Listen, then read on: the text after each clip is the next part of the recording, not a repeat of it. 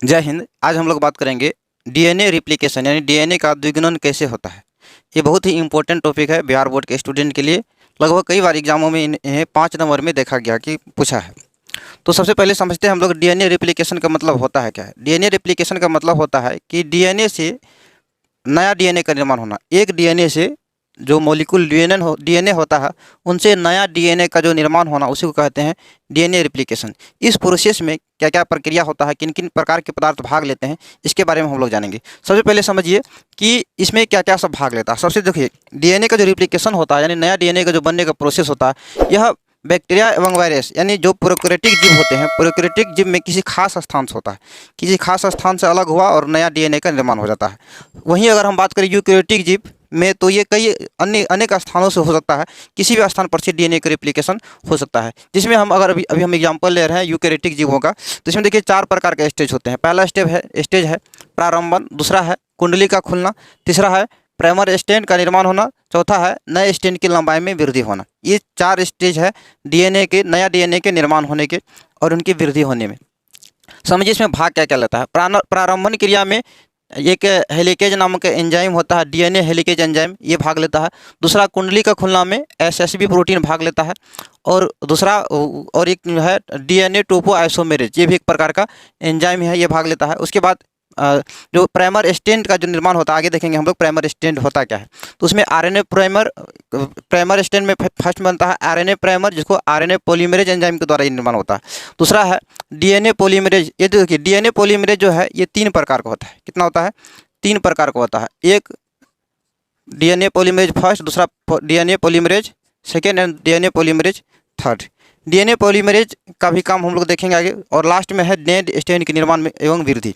इसमें है DNA ligase का, ये भी एक प्रकार का एंजाइम है डीएनए लाइगेज, इसका भूमिका होता है। और बाद में हम लोग जानेंगे लीडिंग कोशिका क्या होता है और क्या होता है, लीडिंग स्ट्रैंड क्या होता है और क्या होता है लेगिंग स्ट्रैंड। ठीक है, देखिए डीएनए का जो सबसे पहला जो प्रक्रिया होता है प्रारंभन से चालू होता है। प्रारंभन के लिए हमने फिगर यहाँ पहले से बना रखा है ताकि समय आपका अधिक बर्बाद ना हो। प्रारंभन क्रिया में देख लीजिए, जैसे कि ये डीएनए है, डीएनए को टूटने के लिए, खंडित होने के लिए, नया डीएनए बनने के लिए सबसे पहले उसको किसी न किसी पॉइंट से, किसी न किसी बिंदु से टूट करके अलग होना पड़ेगा। उसके लिए जिस बिंदु का चयन होता है तो वहाँ पर एक एंजाइम है जिसका नाम है DNA helicase enzyme. DNA helicase enzyme आकर के डीएनए के किसी खास बिंदु पर लगता है। अब ये खास बिंदु कौन है तो समझिए। डीएनए में मुख्य रूप से एडेनिन, थाइमिन, ग्वानिन और साइटोसिन होता है। एडेनिन और थाइमिन के बीच में डबल बॉन्ड देख लीजिए, एडेनिन और थाइमिन के बीच में डबल बॉन्ड, वहीं ग्वानिन और साइटोसिन के बीच में ट्रिपल बॉन्ड होता है। तो जो डबल बॉन्ड है वो थोड़ा कमजोर होगा और ट्रिपल बॉन्ड अधिक मजबूत होगा। तो सबसे पहले जो हेलिकेज एंजाइम है ये अटैक किस पर करेगा, कहाँ पर जाकर काम करेगा, तो एडेनिन और थाइमिन के बीच। सपोज दैट यहाँ पर एडेनिन और थाइमिन के बीच में डबल बॉन्ड बना हुआ जो कि ग्वानिन और साइटोसिन के बॉन्ड की अपेक्षा कमजोर है। यहाँ पर जाकर के लगता है हेलिकेज एंजाइम। और ये जो स्ट्रैंड, जो हेलिकेज एंजाइम जो काम करता है, ये हमेशा 3 मिनट से 5 मिनट की ओर या फिर 3 डॉट से 5 डॉट की ओर काम करता है डीएनए में। देख लीजिए यहाँ डायरेक्शन दिया हुआ है, ये यहाँ से चालू हो रहा है, 3 मिनट से ऐसे करके इधर जा रहा है, उसके बाद दूसरा वाला ऐसे करके इधर आ रहा है। तो हेलिकेज एंजाइम का काम क्या है, सबसे पहले प्रारंभन बिंदु को चुनना और उसके बाद यहाँ पर से इसको खोलना। ये चैन की तरह काम करता है। जीप जो होती है पैंट का या फिर किसी भी जैकेट वगैरह का, उसी तरह ये काम करता है। ये कैसे काम करता है देख लीजिए, आगे जैसे देख लीजिए, ये यहाँ से क्या होता है, धीरे धीरे ये आता है जो, तो यहाँ से स्ट्रैंड को तोड़ते हुए प्रारंभन तो हुआ था एटी से यानी एडेनिन थाइमिन से, आगे ग्वानिन साइटोसिन सभी को ये खोलते जाएगा। प्रारंभन बिंदु से आगे जाते जा रहा है और ये इधर आते जा रहा है, तो क्या क्या ये खुल जाता है। दूसरा में देख लीजिए, यहाँ पर ये पहला स्टेज है प्रारंभन, दूसरा है कुंडली का खुलना। कुंडली कैसे खुलता है तो उसको समझिए। जैसे यहाँ डीएनए हेलिकेज एंजाइम जो थोड़ा सा आगे खिसका और उसमें भी आगे खिसका, तो ये स्ट्रैंड को क्या किया, छुड़ा दिया। जैसे सपोज दैट एक लपेटा हुआ रस्सी के टुकड़ा में बीच में कोई 2 कांटी को या फिर किसी भी कड़ा पदार्थ को डाल करके ऐसे दे करके अगर खींचते हैं तो वो रस्सी का टुकड़ा क्या होता है, बीच में खुलते जाता है। सेम वैसे ही सपोज दैट चूँकि डबल हेलिक्स होता है, द्विकुंडलन संरचना होती है डीएनए का, तो ऐसे लपेटा हुआ बीच में कुछ फंसा दिया और उसको ऐसे खींच रहे हैं, वैसे ही काम करता है ये हेलिकेज एंजाइम काम करता है। देखिए आगे जैसे गया तो ये क्या हुआ, कुंडली खींचा चले गया, अलग हो गया। अब इसको ये खींचा हुआ कुंडली फिर से सट ना जाए, एक जगह सट ना जाए, उसके लिए एक विशेष प्रकार का प्रोटीन होता है जिसका नाम है एसएसबी प्रोटीन। देख लीजिए यहाँ पर ये क्या किया, उस जो हेलिक्स था, हेलिक्स के ऊपर में एसएसबी प्रोटीन यहाँ पर ये समय यहीं तहीं आकर के लग जाता है ताकि खुला हुआ जो डीएनए का कुंडली होता है वो दोबारा सटे नहीं। और फिर आगे अब देखिए, जैसे कि खुल करके उस खुला हुआ भाग को कई खंडों में विभक्त करने के लिए एक एंजाइम है जिसका नाम है डीएनए टोपोआइसोमेरेज। डीएनए टोपोआइसोमेरेज ये क्या करता है, यहाँ से जहाँ से भाग खोला था ये इसको ऐसे बीचों बीच काट देता है। काटने के बाद ये भाग इधर अलग हो गया, ये भाग इधर, ये वाला जो हेलिकेज था इधर आते जा रहा है और ये वाला हेलिकेज उस साइड में, उस दिशा में जाते जा रहा है। तो दोनों अपने अपने अलग अलग स्थानों पर काम करेगा।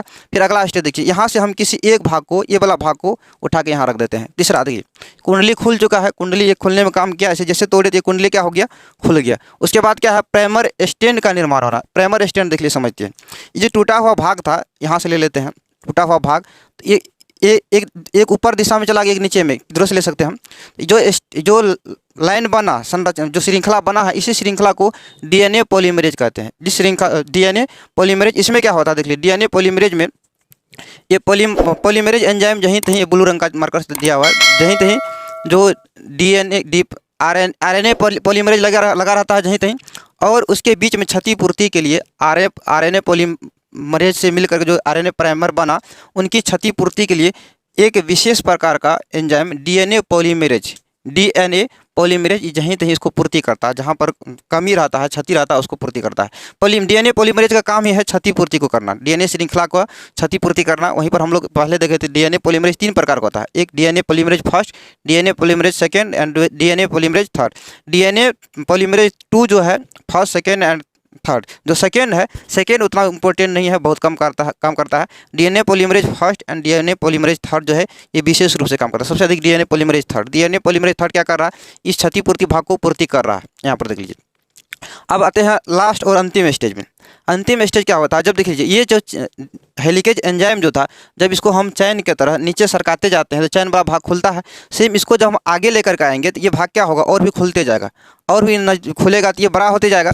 अब जहाँ से हमने यहाँ पर कट किया था, काटे थे, काटा हुआ भाग क्या होता है, देख लीजिए यहाँ पर, ये काटा हुआ भाग को यदि यहाँ से अलग कर लेते हैं, और ये तो चूँकि खुलते जा रहा है, ये दिशा दिया हुआ है 3 to 5, इधर है 5 to 3, 3 to हमेशा जो है ये हो रहा है, आगे जैसे जाते जा रहा है। ये काटा हुआ जो भाग है, खंडित भाग को काटने के लिए एक जो टुकड़ा है, इस टुकड़ा को ओकाजाकी फ्रेगमेंट कहते हैं।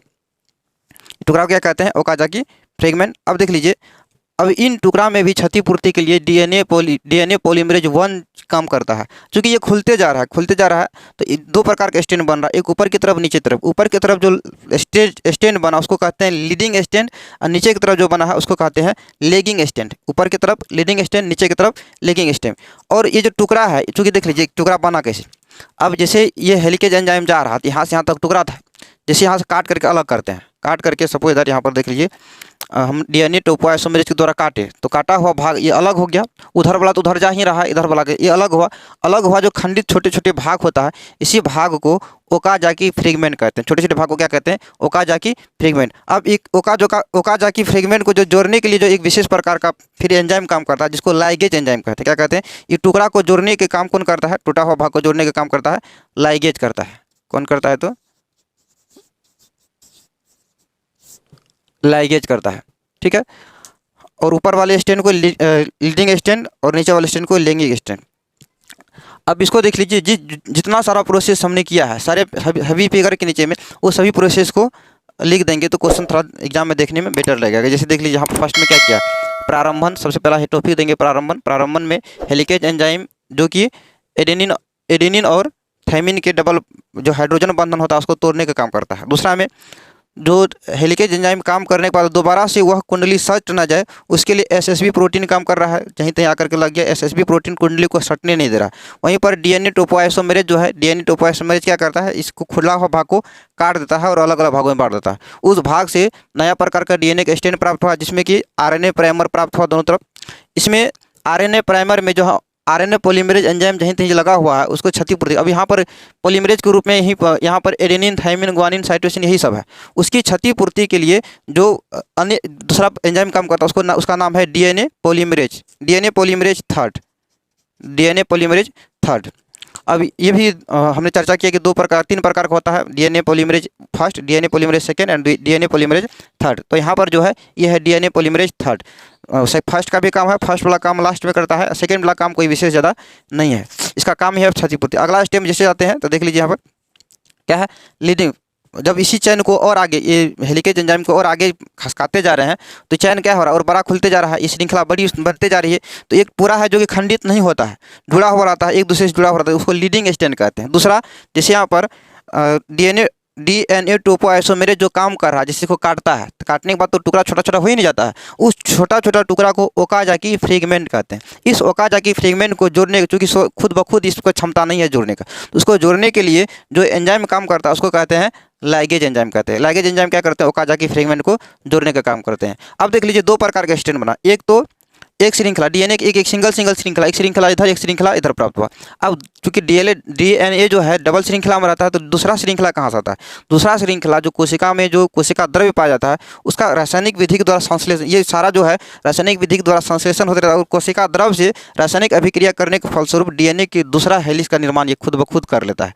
ठीक है, आई होप कि आपको डीएनए का रेप्लिकेशन जो है, डीएनए का द्विगुणन समझ में आ गया होगा। फिर भी अगर कहीं पर दिक्कत है तो आप हमें कमेंट बॉक्स में जरूर कमेंट करें, मैं कोशिश करूँगा कि इसको और भी बेहतरीन तरीक़ा से आपको समझाने का। और हाँ, चूँकि इसमें जो भी फिगर है आप स्क्रीनशॉट ले लीजिए या फिर आप नोटबुक लेकर के बैठिए, ताकि उसको लिख ले, बाद में इसको रिवीजन करने में आसान हो। यहाँ पर तो चूँकि अगर लिख करके सारा बात समझाने लगे तो बहुत ज़्यादा समय लगेगा। मैंने कोशिश किया हर एक को अलग 4 स्टेप में ही बताने का, 4 स्टेप, पहला स्टेप, दूसरा, तीसरा और चौथा। आप इसको हर एक को 2 लाइन 3 लाइन करके एक्सप्लेन करके खुद के भाषा में इसको लिख भी सकते हैं। आई होप कि आपको ये वीडियो अच्छी लगी होगी। यदि वीडियो अच्छा लगा तो वीडियो को लाइक कीजिए, कमेंट कीजिए, अपने दोस्तों के साथ शेयर भी कीजिए। और हाँ, यदि आप इस चैनल पर नए हैं तो चैनल को सब्सक्राइब भी कर लीजिए। जय हिंद।